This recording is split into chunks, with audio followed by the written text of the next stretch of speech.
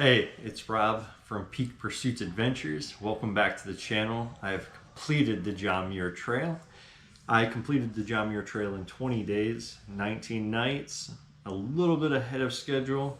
I had 3 0 days while on trail, starting on the 16th of August, and I summited and exited Whitney Portal on the 3rd of September. So what I really wanted to do was focus on the before and the after effects of the trail. I planned out an entire Excel-based macro format to look at protein, carbohydrates, and fats, total calories while on the trail, per day, per meal. And I'll show you that Excel format in a little bit, where I tried to set up my resupplies, where I was getting an average calorie intake greater than my metabolic or my basal metabolic rate.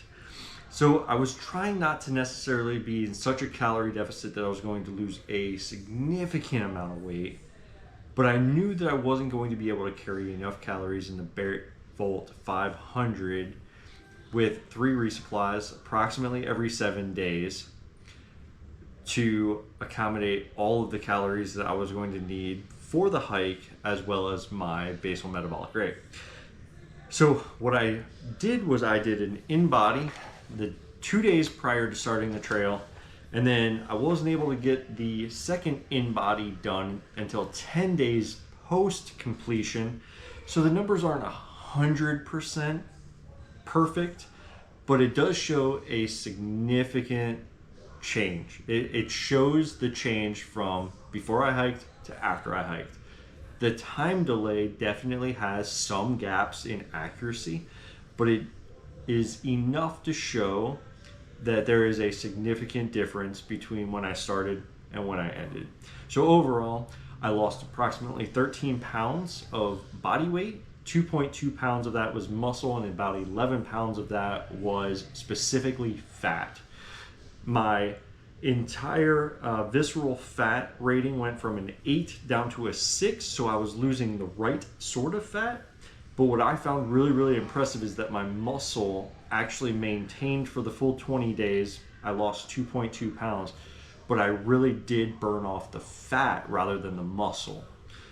And I'm going to show you all of that through the different products that I have available. So keep watching.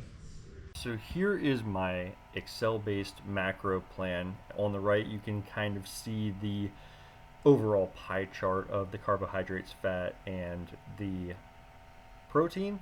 But you can also see the dates. I'm highlighting the columns for the calories, the proteins, carbs, fats, and the total weight of the meal or the item itself.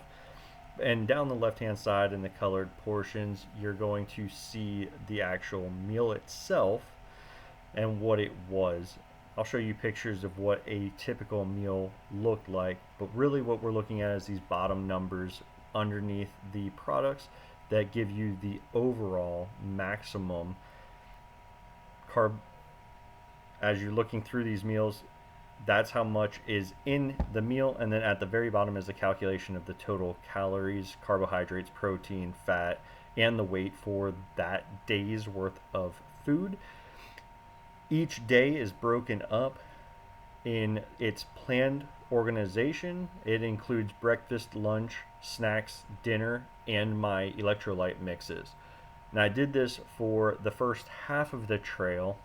This is a portion. I carried the first 7 days of food, and then 7 days, approximately the time I hit VVR, I picked up my first resupply. I'd hike 7 days on that first resupply, and then a pack train brought in my second resupply, which would constitute this slide, which is the basically one and a half resupplies in. But once again, this is ultimately highlighting what I ate on that day to include the calories, protein, carbs, and fat for each individual product, whether that be the snack stick, whether that be the freeze-dried food from next mile meals or from peak refuel. This includes my electrolyte drinks, even if I got any calories out of each one of those. And then it constitutes into an entire pie chart for that day on the right hand side. I planned for 21 days on trail, so I packed 21 full days of food with that 7-day delineation. With all of that, each day being broken out, color coded into what I ate, when I ate it. Mostly, the majority of this is snacks that I ate while hiking. Now, the downfall to all of this is not accurate because the first week I didn't eat. I I ate very minimally, and then from the time I hit VVR until the time I summited, I took out my lunch completely of my freeze dried food. I was only eating breakfast, dinner, and snacks. This slide is showing the absolute maximum I could have gotten had I eaten every meal, every snack for the first half, the second half, and then this bottom pie chart is specifically for how many calories, how many how many carbs, protein, and fat I would have gotten from this pre-planned meal overall. So this is portions of my snacks. I really stuck with that honey stinger with the peak refuel. Their breakfasts were amazing, especially with the cereals, with the granola, the dried milk, and the fresh fruit. These cobblers were my extra calorie boost. I had one every 3 days. And then I really used these next mile meals as my lunches primarily until I cut out lunch and I used them for my dinners. Ultimately, this is what 8 days worth of food looked like, with this being the snippet from that previous slide that I showed you with my Excel. This is what they would look like before I'd repackage them, but this was a typical day. I was getting a lot of carbs, but I was balancing that protein and fat. And then I used a lot of the electrolytes, Waterboy Element. I also used Peak Refuel for some electrolytes. And then I repackaged everything into Ziploc bags. Repackaging them into quart-size freezer Ziploc bags definitely saved on a lot of space. It made it easier to put it into the BearVault 500. And it really significantly helped me get more days into it for my resupply. So the first in-body was completed on the 13th of August, and this was the day prior to me leaving for the trail. With that, the primary thing here is to know that I started the trail on the 16th, so I still had 2 days of acclimatization that I was working on. Took the in-body on the 13th. The 14th I went to Reno. The 15th I was in Lee Vining, and then I started the trail at Tuolumne Meadows on the 16th.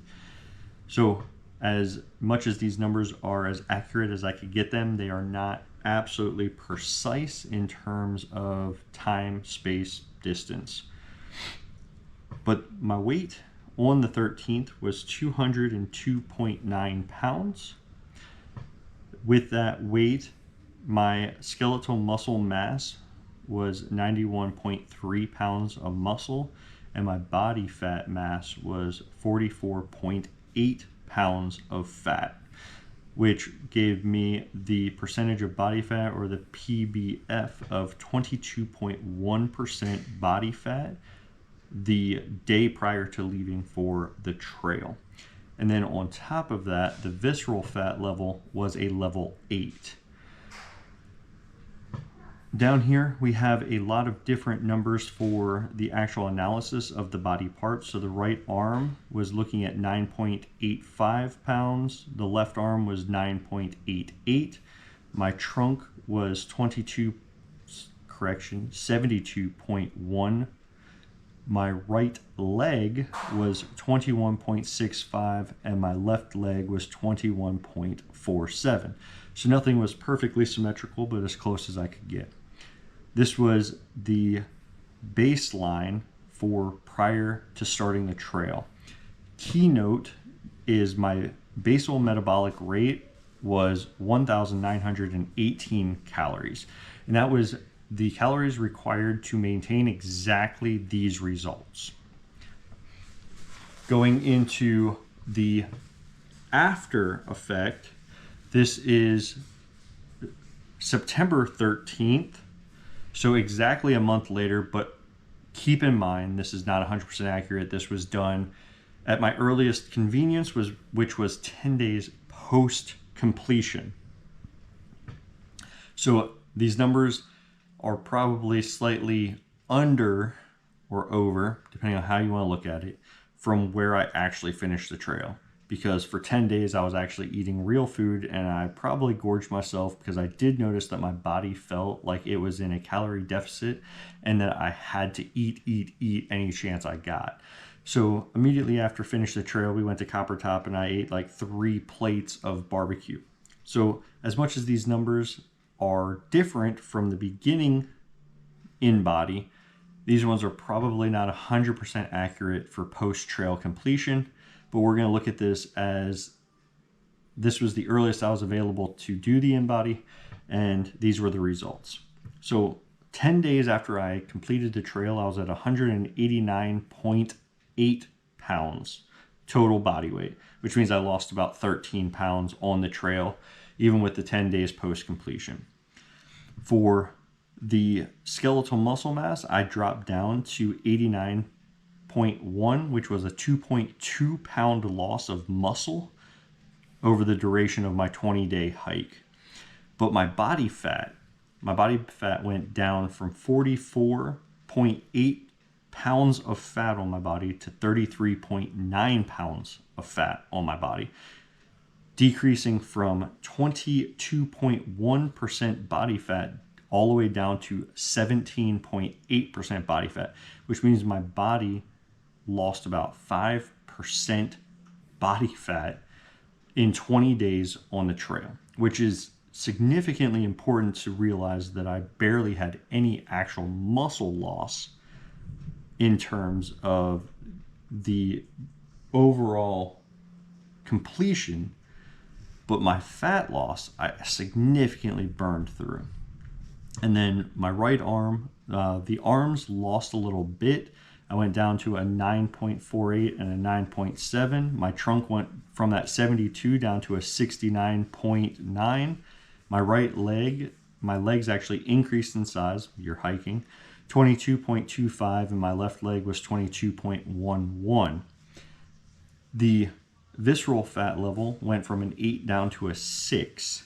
And my basal metabolic rate went from 1900 down to 1,898 calories. So significant differences when you look at them side by side. From the beginning to the end, I went from 203 pounds down to 190 pounds. My fat level went from a 22.1% body fat to a 17.8% body fat, while barely losing any muscle, going from 91.3 down to an 89.1.